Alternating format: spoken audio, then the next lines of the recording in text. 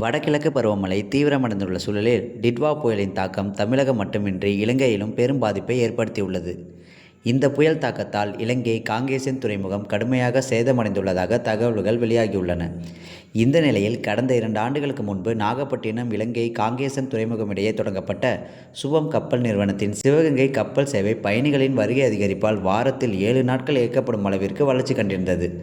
ஆனால் கடந்த அக்டோபர் 26ஆம் தேதி முதல் மோசமான வானிலை காரணமாக சேவை தற்காலிகமாக நிறுத்தப்பட்டிருந்தது. டிசம்பர் முதல் வாரத்தில் சேவை மீண்டும் தொடங்கப்படும் என முன்பாக அறிவிக்கப்பட்டிருந்தது. ஆனால் தற்போதைய டிட்வா புயலின் சேதத்தால் காங்கேசன் துறைமுகத்துக்கு உடனடி சீரமைப்பு அவசியமான சூழல் உருவாகியுள்ளது.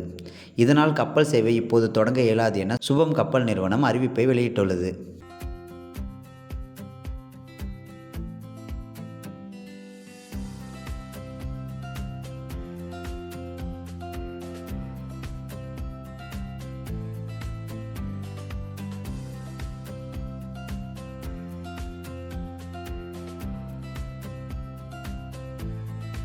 துறைமுக சீரமைப்பு பணிகள் நிறைவு பெற்ற பின்னர் கப்பல் சேவை மீண்டும் தொடங்கப்படும் என்றும் புதிய தேதி பின்னர் அறிவிக்கப்படும் என்றும் நிறுவனம் தெரிவித்துள்ளது.